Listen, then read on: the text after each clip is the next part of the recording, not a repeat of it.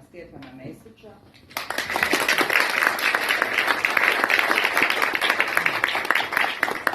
gospođu Melitu Mulić, savjetnicu predsjednika Republike za ljudska prava i civilno društvo,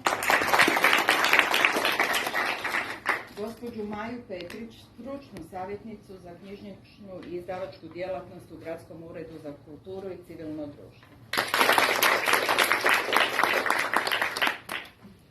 Tu su sa nama još i gospođe Ivanka i Ana Mijić, supruge autora, akademskog kipara, autora naše naslovnice. Uz mene kao urednicu knjige tu je gospodin Siniša Senad Musić, potpredsjednik Romske organizacije mladih, te gospodin Nikola Gamilec, novinar.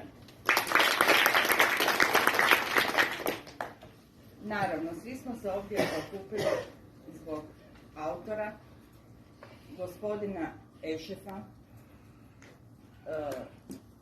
koji je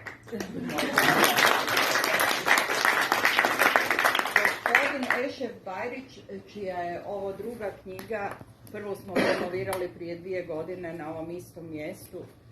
Gospodin Ešef Bajrić, koji je prvo i osnovno jedna široka, topla, ogromna duša.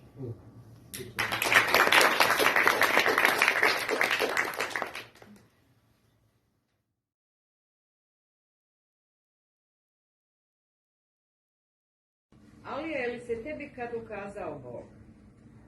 A kad sam bio mali, nešto sam vidio na nebu. Nešto čudno.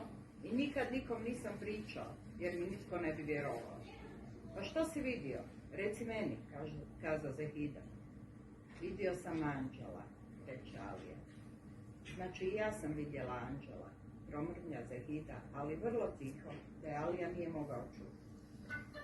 Ajmo kući, brinut će se babo, a i majka je sama, a naroda će opet biti.